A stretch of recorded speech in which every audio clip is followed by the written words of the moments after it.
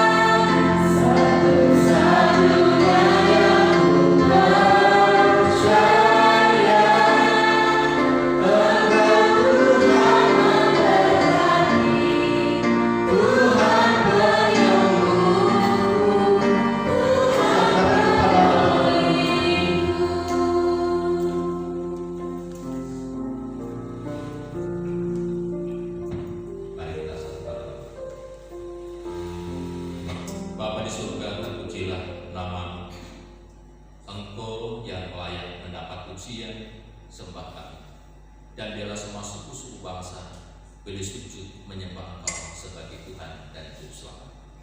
Terpujilah Engkau Tuhan, terima kasih berkat-Mu, kasih-Mu, kemurahan-Mu, keselamatan yang Kau terus berikan kepada kami. Dan hari kami bersama-sama merendahkan diri memuji, mengagungkan, menyembah Engkau. Mari Tuhan, Engkau hadir memberkati kami, kuasai kami, dan ampuni dosa pelanggaran kami Tuhan, supaya kami akan masuk ke hadirat Tuhan dengan hati yang penuh sukacita. Terima kasih, berterima kasih. Terima kasih. Sidang jemaat yang dikasihi Tuhan, mari kita mulai ibadah minggu ini di dalam nama Allah Bapa, Khalik langit dan bumi, kasih karunia, rahmat dan damai sejahtera kiranya turun atas kita di dalam nama Allah Bapa, Allah Putra, dan Allah Roh Kudus. Amin. Mulia bagi Bapa.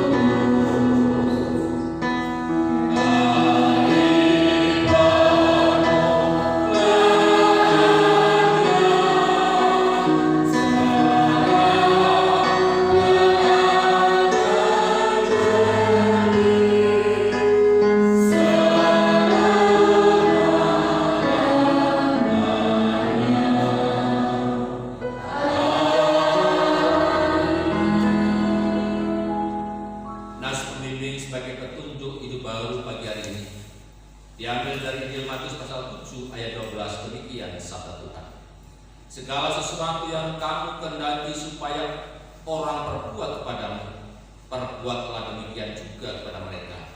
Itulah isi seluruh hukum Taurat dan kitab para nabi. Amin. Amin.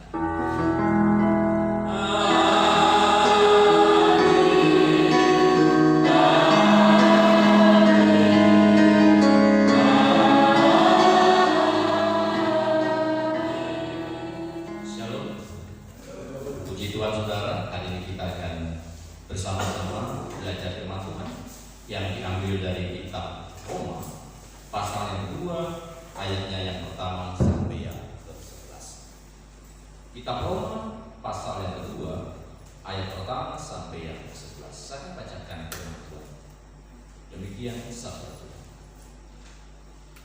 Karena itu, hai manusia, siapapun juga engkau yang menghakimi orang lain, engkau sendiri tidak bebas dari sapa. Sebab dalam menghakimi orang lain, engkau menghakimi dirimu sendiri. Karena engkau menghakimi orang lain melakukan hal-hal yang sama. Tetapi kita tahu bahwa hukuman Allah berlangsung secara jujur atas mereka yang berbuat demikian. Dan kau, hai manusia, engkau menghakimi mereka yang berbuat demikian, sedangkan engkau sendiri melakukannya juga. Adakah engkau sangka bahwa engkau akan luput dari hukuman Allah? Maukah engkau menganggap sepi kekayaan, kemurahannya, kesabarannya, dan kelapangan hatinya? Tidakkah engkau tahu bahwa maksud kemurahan Allah ialah menuntut engkau kepada pertobatan? Tetapi oleh kekerasan hatimu yang tidak mau bertobat, engkau menimbun murka atas dirimu sendiri pada hari waktu mana murka dan hukuman Allah yang adil akan dinyatakan.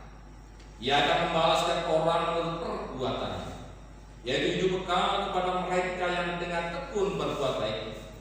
Mereka mencari kemuliaan, kehormatan, dan ketidakbinasaan. Tetapi murka dan geram kepada mereka yang mencari kepentingan sendiri, yang tidak taat kepada kebenaran, melainkan taat kepada kelaliman. Penderitaan dan kesesakan akan menimpa setiap orang yang hidup yang berbuat jahat, pertama-tama orang Yahudi dan juga orang Yunani. Tetapi kemuliaan, kehormatan, dan damai sejahtera akan diperoleh semua orang yang berbuat baik, pertama-tama orang Yahudi dan juga orang Yunani. Sebab Allah tidak memandang. Berbahagialah saudara sekalian yang hari ini belajar mendengarkan firman Tuhan dan lakukan dalam kehidupan sehari-hari. Saudara sekalian yang dikasihi Tuhan, hari ini kita belajar suatu topik yang sangat menarik, yaitu tentang hukum tabuh tuai. tentang hukum tabur tuai. Apakah hukum tabur tuai yang diajarkan oleh Alkitab itu sama dengan ajaran yang disampaikan di dalam agama Hindu atau tidak? Saudara-saudara yang dikasihi oleh Tuhan, apa yang pernah ditabur seseorang, pada waktunya mereka itu akan menuainya. Sidang jemaat yang berbahagia, mari kita belajar dari alam sekitar kita. Saudara ketika menanam pohon jambu, pasti buahnya jambu, dan tidak pernah menanam pohon jambu berbuah langka. Demikian juga saudara kasih dalam Tuhan, pada musim hujan sering kita menyaksikan berita di media sosial, media cetak dan elektronik yang memberitakan terjadinya banjir atau tanah longsor karena dilakukan oleh orang-orang yang tidak bertanggung jawab, yang hanya mencari kepentingan sendiri atau kelompok. Demikian juga saudara, pada saat ini dunia sedang dilanda yang namanya virus corona. Dalam berita disampaikan bahwa virus corona ini disebabkan oleh virus yang sifatnya alami, yang dikeluarkan melalui binatang dari kota Wuhan. Tetapi ada pendapat yang kedua yang disampaikan oleh saudara kita pengikut paham teori konspirasi, bahwa virus corona itu adalah biodesign atau diciptakan oleh manusia dalam misi untuk tujuan ekonomi, politik, dan sosial. Nah saudara, saya tidak ingin mencoba untuk mendiskusikan jauh tentang corona, tetapi yang jelas hari ini kita menyaksikan virus itu ada di sekitar kita, dan itu membuat bangsa-bangsa, manusia itu mengalami ketakutan, kecemasan, dan ada yang meninggal karenanya. Dan tatanan sosial, ekonomi, dan politik menjadi gonjang ganjing. Saudara si Tuhan, saya meyakini itu diizinkan Tuhan untuk menunjukkan kepada dunia, apapun ras, suku, budaya, bangsa, agama, bahwa manusia itu adalah rapuh. Nah saudara si Tuhan, apakah saudara saya hari ini sedang berjuang bergumul untuk mengatasi yang namanya penderitaan, untuk mengatasi yang namanya kemiskinan, untuk mengatasi yang namanya kebodohan, untuk mengatasi yang namanya kesulitan hidup? Ibarat sudah jatuh ketimbang takal. Atau saudara sedang mencari jalan yang lurus, jalan yang benar, supaya saudara mengalami kehidupan yang damai, dipulihkan dari sakit penyakit, dipulihkan dari krisis ekonomi, dipulihkan dari keadaan sosial yang kacau balau ini. Jika saudara adalah orang, dengarkan baik-baik kebenaran firman Tuhan hari ini. Adapun khotbah hari ini saya beri tema, yaitu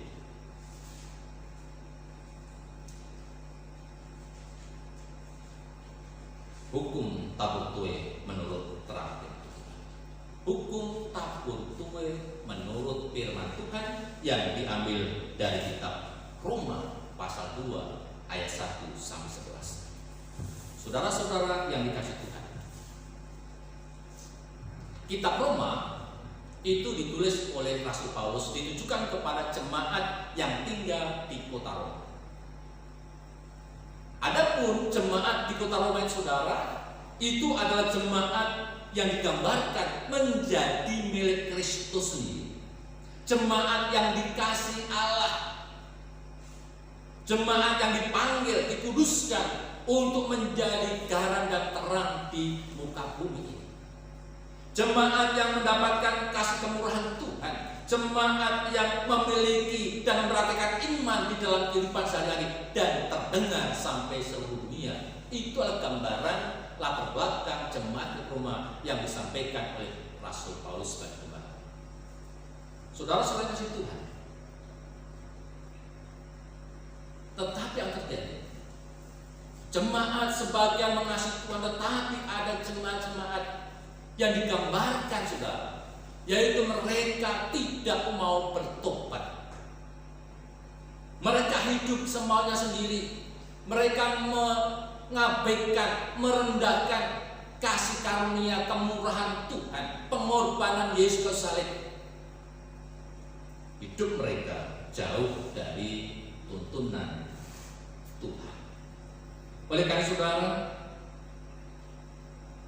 Paulus mencoba sebagai gembala untuk memberi nasihat kepada jemaat yang digembalakan.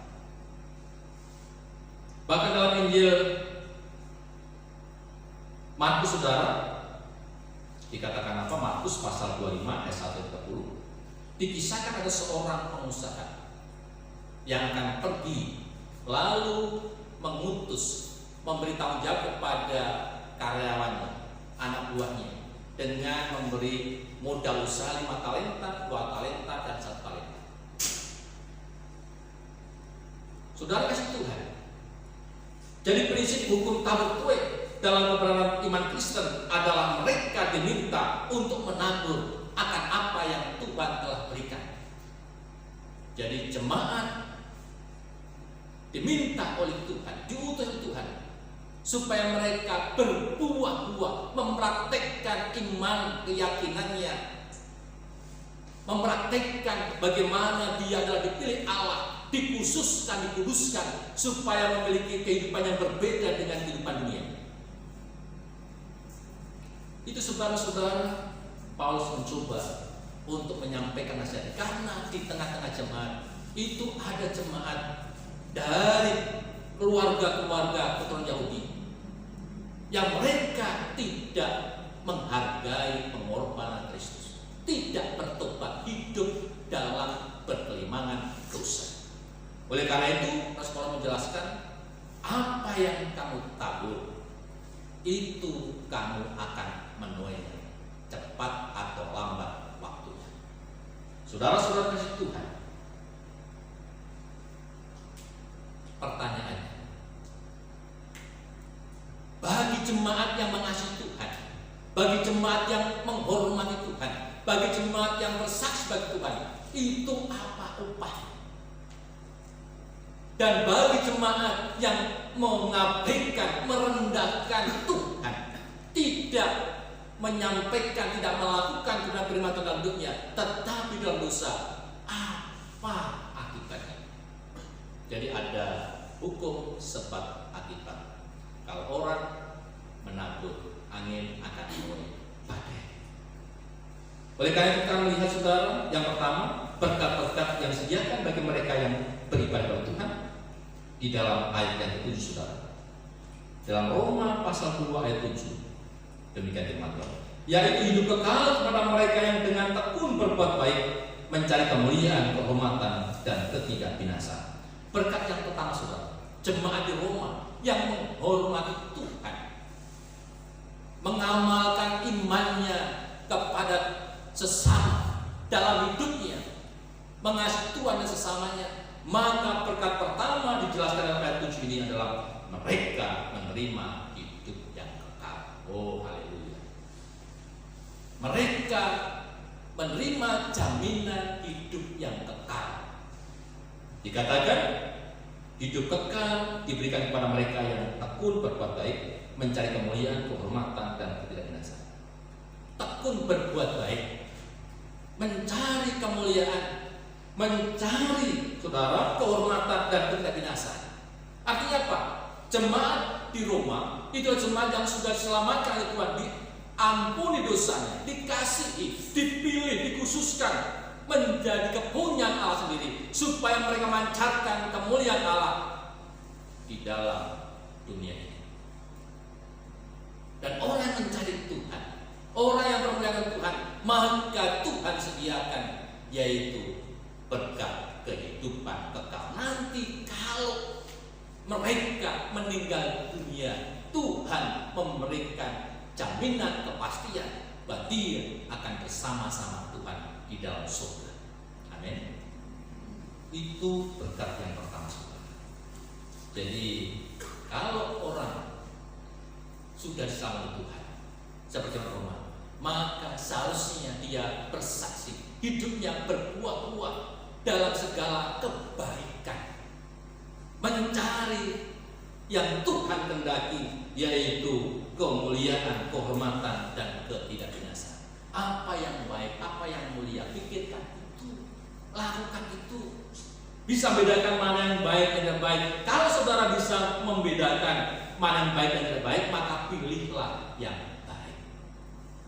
Itu saudara berkat pertama bagi mereka, bagi jemaat di Roma yang menghargai, mengasihi Tuhan, beribadah kepada Tuhan, yaitu berkat hidup yang kekal. Itu berkat hidup di dalam Tuhan yang kekal. Yang kedua, saudara, di dalam ayat 10, pasal 10 dikatakan apa? Tetapi kemuliaan, kehormatan, dan sejahtera akan diperoleh semua orang berbuat baik, pertama orang Yahudi dan juga orang Yunani. Ya. Dikatakan apa? Mendapatkan berkat kemuliaan. Roma pasal 1 ayat 17. Sebab di dalam nyata kepada Allah yang bertolak dari iman dan memilih kepada iman, seperti tertulis, orang benar akan hidup oleh iman. Yang kedua, saudara, jemaat di Roma yang menghormati Tuhan dalam hidupnya, berkat pertama kali tidak berkat. Yang kedua, dijelaskan di sini, hidupnya dibenarkan oleh karena iman. Bicara tentang iman, saudara, di dalam kitab Ibrani dijelaskan Abraham dibenarkan karena iman. Jadi iman itu, saudara, meyakini sesuatu yang belum kelihatan, belum terjadi. Diyakini itu terjadi, itu iman. Jadi mereka meyakini sesuatu itu terjadi, padahal itu belum terjadi. Orang dibenarkan oleh iman. Siapa yang pernah melihat Yesus? Siapa yang pernah melihat Tuhan menciptakan langit dan bumi? Siapa yang pernah melihat surga dan neraka? Bukankah itu belum kelihatan? Tetapi orang yang mengimani akan keselamatan Yesus, bahwa Tuhan juga telah menciptakan langit dan bumi, Tuhan menyediakan surga dan neraka, itu akan terjadi, dan kita meyakini itu iman, saudara. Dan orang yang mengimani seperti itu dikata dibenarkan oleh karena iman. Kenapa? Mengimani sesuai dengan firman Tuhan, bukan karangan manusia, bukan rekayasa manusia, bukan khayalan manusia, tetapi berdasarkan firman Tuhan. Oleh karena itu jemaat Roma yang memiliki tuntunan Taurat Tuhan, yang dipilih Tuhan, dikhususkan, diselamatkan, mereka mempunyai jaminan dibenarkan karena percaya mereka. Luar biasa, saudara. Jadi iman percaya kita tidak sia-sia karena didasarkan oleh kebenaran firman Tuhan. Saudara-saudara kasih Tuhan, itu yang Tuhan kehendaki. Lalu yang ketiga, saudara, berkat nyata. Ayatnya yang pasal 3 ayat 30 kita Roma. Kalau ada satu Allah yang akan membenarkan baik orang yang bersunat karena iman maupun orang tak bersunat juga karena iman. Jadi Tuhan membenarkan baik orang Yahudi maupun orang Yunani, orang bersunat maupun orang tak bersunat. Jadi diselamatkan bukan karena sunatnya, tetapi karena percayanya, karena imannya kepada Tuhan. Bukan karena suku bangsanya, tetapi karena percaya kepada Tuhan yang sama, yaitu Yesus Kristus. Saudara sekasih Tuhan,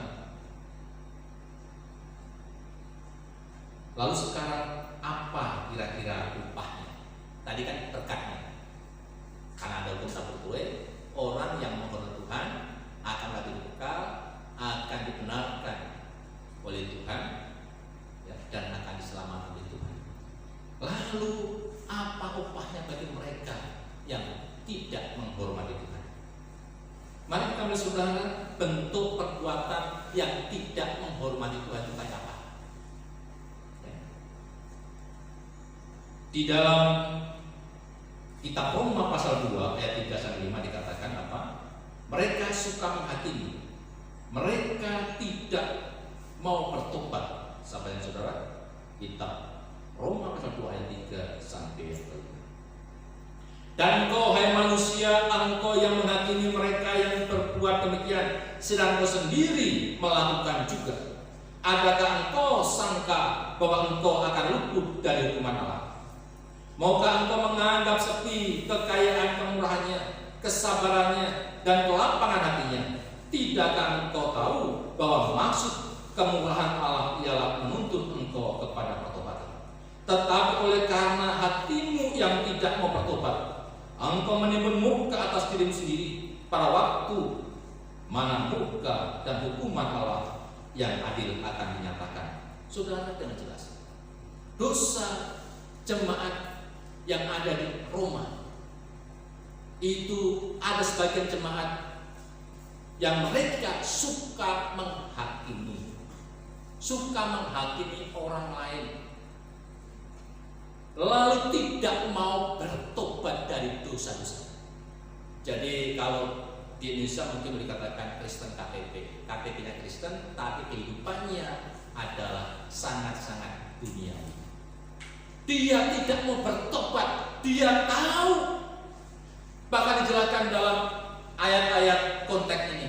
Mereka meyakini bahwa kitabnya adalah kitab yang paling benar, dia punya Tuhan yang benar, dia adalah bangsa pilihan, dia adalah bangsa yang unggul. Itulah konsep pemikirannya. Tetapi mereka tidak meyakininya itu, tidak dilakukan itu dalam kehidupan sehari. Hanya bangga dia adalah orang Yahudi, punya kitab Taurat, bisa mengajarkan benar-benar yang baik, bisa menuntut orang ke dalam jalan Tuhan. Tetapi mereka tidak melakukan. Jargoni iso ngajar, ora iso lakon.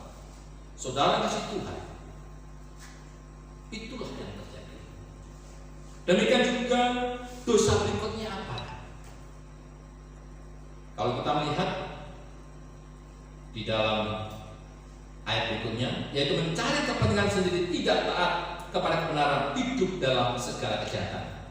Tidak taat, hidup dalam segala kejahatan. Dan tujuannya untuk kepentingan diri sendiri. Tidak taat dan hidup dalam segala kejahatan. Itulah yang terjadi. Lalu di dalam kitab Roma pasal 2 ayat 17 sampai 29 saudara, dikatakan mereka mencuri, mereka berzina, mereka menyembah berhala. Kamu orang Yahudi yang membuat dirimu memiliki dan bersandar kepada hukum Taurat, tahu akan kehendaknya, engkau yakin penuntut orang buta dan terang bagi mereka yang hidup dalam kegelapan, pendidik bagi orang-orang yang bodoh. Engkau yang mengajar orang lain, tidak engkau mengajar diri sendiri. Jangan mencuri, kenapa engkau mencuri? Jangan berzina, kenapa engkau sudah berzina? Jangan menyembah berhala, kenapa engkau sendiri menyembah berhala? Itulah realita yang terjadi di jemaat Roma.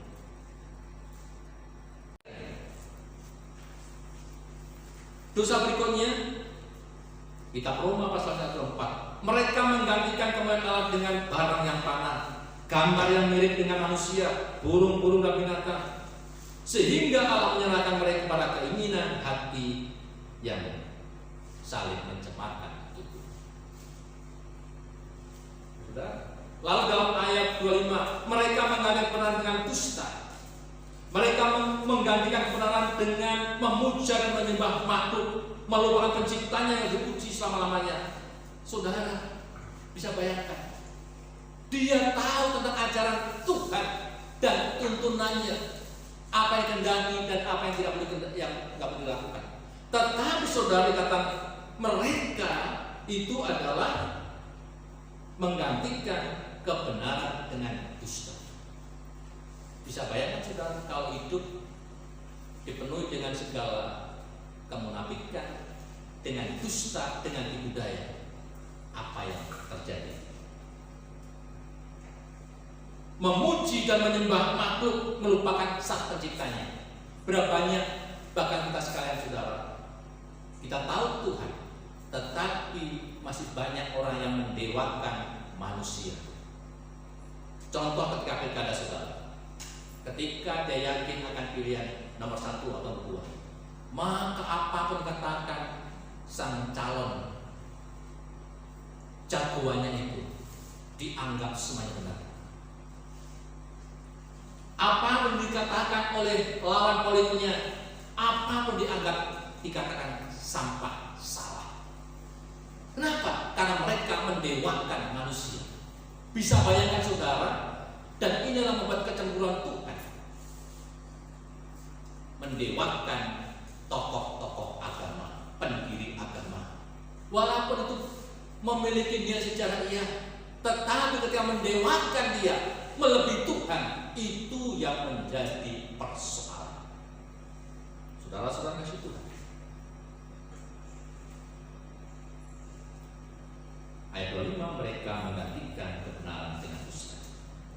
Inilah beberapa bentuk dosa yang mencoba dijelaskan oleh Rasul Paulus. Hei jemaat yang di Roma, engkau ingat, engkau adalah jemaat yang dikhususkan, dipilih menjadi milik Kristus, dikuduskan, dan engkau membuktikan imanmu, engkau mempraktekkan dan terdengar sampai seluruh dunia. Tetapi ingat, di tengah-tengah ternyata banyak orang yang munafik.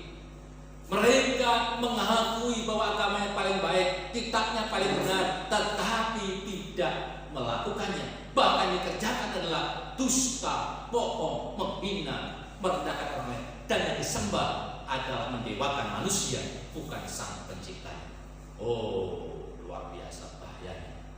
Nah, ketika Paulus menjelaskan seperti ini, kamu jemaat milik Allah, kamu mempunyai sesuatu yang berharga yang diberikan oleh Allah kepadamu. Oleh karena itu, bagikan itu supaya kamu berbuah-buah di tengah masyarakat. Kalau engkau menghormati Tuhan, maka engkau diberkati. Tetapi kalau engkau tidak, engkau akan hukum Tuhan. Saudara kasih Tuhan. Lalu apa yang disediakan, atau apa upahnya yang disediakan Tuhan bagi mereka yang tidak mau bertobat, yang mencari kepentingan sendiri melalui agama, melalui keyakinan? Yang pertama saudara, di dalam kitab Roma pasal 28, tetapi murka dan geram diberikan kepada mereka yang mencari kepentingan sendiri, yang tidak taat pada kebenaran, melainkan taat kepada kalimat. Murka dan geram, neraka jahanam, itu yang akan mereka terima saudara. Jadi setiap perbuatan itu ada konsekuensinya. Apa yang takut sorak itu akan ada buahnya. Orang yang melupakan Tuhan, hidup dalam perkeliman dosa, tidak mau bertobat kembali kepada Tuhan, mereka akan menerima hukuman murka dan geram Tuhan, akan dimasukkan ke neraka dan belerang yang menyala-nyala dan tidak berkesudahan, dikumpulkan bersama iblis, para nabinya dan pengikutnya, dan orang-orang yang menolak Kristus.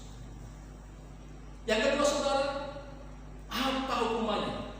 Dikatakan dalam Roma pasal 29, penderitaan dan kesesakan akan menimpa setiap orang yang hidup, yang berbuat jahat, pertama-tama orang Yahudi dan juga orang Yunani. Jadi terlepas apapun agamamu, sukumu, budayamu, bangsa manapun, ketika engkau tidak percaya Yesus, catat baik-baik, mereka akan menerima penderitaan dan kesesakan. Baik bagi orang Yahudi yang menganggap meyakini memiliki Tuhan yang luar biasa, memiliki kitab yang luar biasa, menjadi bangsa yang luar biasa, tetapi kalau tidak percaya Yesus, maka engkau akan menderita kesesakan. mengalami penderitaan kesesakan. Saudara, sekarang ketika orang sesak napas saja takutnya luar biasa. Kenapa? Karena salah satu ciri virus corona itu adalah menyerang pernapasan. Udah bingung. Ini tidak hanya kesesakan bicara tentang napas, tapi kesesakan karena sakit penyakit, kesesakan karena kemiskinan, kesesakan karena masalah sosial yang lain yang tidak habis-habis. Saudara-saudara itu. Lalu apa lagi hukumannya? Di dalam kitab Roma pasal 1 ayat 25-29 dikatakan hidup mereka ditikam oleh hawa nafsu seks yang menyimpang. Karena mereka berbuat dosa dan tidak menghargai Tuhan sebagai Tuhan, tidak mengucap kepada Tuhan, tidak beribadah kepada Tuhan, tetapi merendahkan kebaikan, kemurahan, keselamatan dari Tuhan, dianggap sepi. Padahal Tuhan belum menghukum umat Tuhan, bukan karena dia lalai, tetapi supaya mereka ada kesempatan untuk bertobat. Ketika aku belum menghukum kau, bukan itu dari klien Tuhan, tetapi semua manusia itu ada kesempatan untuk bertobat. Kalau nggak bertobat, di dalam kitab Roma jelaskan, mereka akan diserahkan kepada ikatan, yaitu dosa seksual yang menyimpang. Dijelaskan laki-laki akan bersetubuh laki-laki, perempuan akan bersetubuh perempuan, dan mereka akan terus yang menjadi pikirannya itu adalah kepuasan seksualitas. Itu bentuk hukuman. Apa seks itu salah? Enggak, saudara. Seks itu kudus ketika ditempatkan pada tempat itu perkawinan. Tetapi karena mereka hidup dalam dosa, maka Tuhan izinkan mereka terus hidup di dalam hobinya, dan itu diikat dalam seks yang menyimpang. Saudara kasih Tuhan bisa bayangkan Sodom dan Gomora dihancurkan dengan belerang. Kenapa? Karena mereka melakukan dosa seperti itu. Demikian kita katakan pezina, penyembah berhala juga tidak mendapatkan tempat di surga. Oleh karena saudara, kita sudah belajar bagaimana tentang hukum tabur tuai di dalam firman Tuhan. Oleh karena itu, ketika saudara sekarang sedang mencari kedamaian, mencari keselamatan, hari ini waktunya. Ketika engkau berdosa, meninggalkan Tuhan terlalu jauh, hari ini waktunya saudara bertobat dan kembali ke kebenaran. Dan ketika saudara sudah memiliki karya, memiliki kebaikan, berkat-berkat dari Tuhan, keselamatan, karya rohani, pergunakan sebaik-baiknya. Karena apa yang sudah kerjakan, Tuhan akan perhitungkan. Dan setiap apa yang ditabur, kita akan memenuhi. Jangan sesat, karena Tuhan adalah Tuhan yang adil, dan Tuhan tidak mungkin bisa saudara sakiti. Yang kita kerjakan adalah menghormati Dia sebagai Tuhan dan Juru Selamat saudara, dan berbuah-buah di dalam kehidupan yang mengajarkan terang, kasih, damai sejahtera, mendatangkan kemuliaan berlipat dalam gereja. Itulah panggilan saudara saya. Dan apa yang saudara kerjakan, apa yang saudara pilih, itu menentukan hasil berikutnya. Seperti apa yang saudara milih hari ini, itu adalah hasil dari keputusan saudara 10-20 tahun yang lalu. Demikian juga apa yang saudara putuskan hari ini akan menentukan apa yang akan terjadi dalam kehidupan saudara, baik di dunia maupun di akhirat. Tuhan Yesus memberkati kita berdua. Bapa di surga, terima kasih kalau hari ini kami belum belajar tentang hukum tabur tuai, di mana Engkau Tuhan yang telah memilih, memberkati, menguduskan supaya kami berbuah-buah, hidup dalam kebenaran, dalam kasih dan takut akan Tuhan, supaya nama-Mu dipermuliakan di tengah-tengah gereja Tuhan.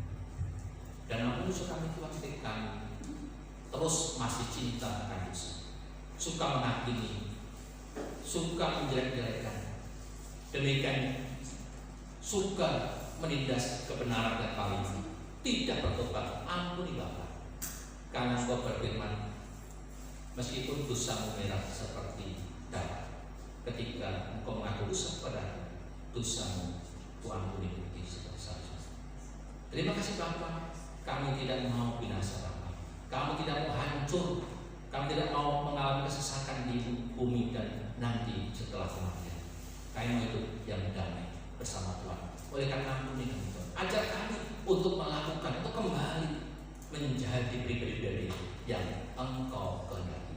Di dalam nama Yesus kami berdoa dan syukur. Haleluya. Amin. Tuhan Yesus.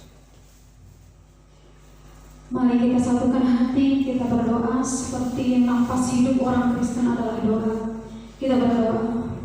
Bapa, kami bersyukur Tuhan untuk setiap kemurahan dan kebaikan-Mu di dalam hidup kami Tuhan, yang selalu Kau nyatakan Bapa. Kami bersyukur untuk kesehatan, berkat-berkat kecukupan yang terus Tuhan limpahkan dalam hidup kami Bapa. Saat ini Tuhan, kami mau membawa setiap doa-doa pergumulan kami Tuhan. Kami percaya satu sumber jawaban, satu sumber pengharapan kami, satu-satunya yang kami andalkan hanya di dalam Engkau ya Tuhan. Bapak, saat ini kami berdoa untuk bangsa dan negara kami Tuhan.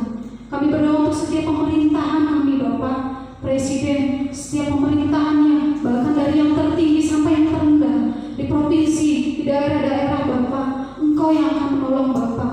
Dan biarlah setiap kebijakan-kebijakan yang boleh dikeluarkan oleh pemerintahan kami adalah kebijakan yang dari Tuhan Yesus. Secara khusus kami berdoa untuk pandemi COVID-19 ini Tuhan. Kami berdoa untuk setiap kebijakan yang dikeluarkan Tuhan. Biarlah kebijakan-kebijakan itu Tuhan boleh menjadi pemulihan, boleh menjadi kesembuhan, boleh menjadi Tuhan perbaikan Tuhan untuk pandemi ini Tuhan boleh berakhir ya Bapak. Terima kasih Yesus, terima kasih. Kami juga berdoa Tuhan untuk tim medis Bapak sebagai garda terdepan. Kami bawa ke dalam tangan-Mu Tuhan setiap kesehatan mereka Bapak. Kami percaya mereka boleh menjadi perpanjangan tangan Tuhan, boleh menjadi kesembuhan, menjadi pemulihan bagi setiap pasien-pasien yang saat ini mengalami sakit Bapak. Kami percaya Engkau nyatakan kuasa-Mu lewat mereka ya Bapak. Terima kasih Yesus, terima kasih. Kami juga berdoa Tuhan untuk pelayanan-pelayanan gereja dimanapun ya Bapak di dunia Tuhan. Biar kuasa-Mu yang dinyatakan, biar nama Tuhan semakin dimuliakan Bapak, dan banyak orang yang semakin percaya pada Tuhan Yesus. Sekalipun Tuhan secara daging kami tidak bertemu satu sama lain Tuhan, tetapi di dalam roh kami percaya ada roh Tuhan yang terus bekerja, memberikan kami kuasa untuk semakin dekat dengan Engkau ya Tuhan. Terima kasih Yesus. Bapa di surga, terima kasih Engkau baik sungguh baik, karena Engkau hadir tengah-tengah ibadah kami, dan kami sudah mempermuliakan Tuhan. Dan sebentar kami akan meninggalkan tempat ini. Kami mohon Kau berkati Tuhan setiap jemaat-Mu yang ada, berkati kesehatannya, berkati usahanya, berkati keluarganya, baik yang ada di rumah maupun ada di perantauan, yang memproteksi dengan kuasa darah Yesus dari serangan-serangan virus corona Tuhan. Demikian kami berdoa, Engkau lawat lokasi Tuhan, urapi dengan kuasa-Mu dan kemurahan. Terpujilah Engkau Tuhan, terpujilah Engkau Tuhan Yesus. Jemaatlah pulanglah dalam damai sejahtera dan terimalah berkat Tuhan. Tuhan memberkati engkau dan melindungi engkau. Tuhan menyinari engkau dengan wajahnya dan beri engkau kasih karunia. Tuhan menghadap wajahnya kepadamu dan beri engkau damai sejahtera. Amin. Kepada Allah.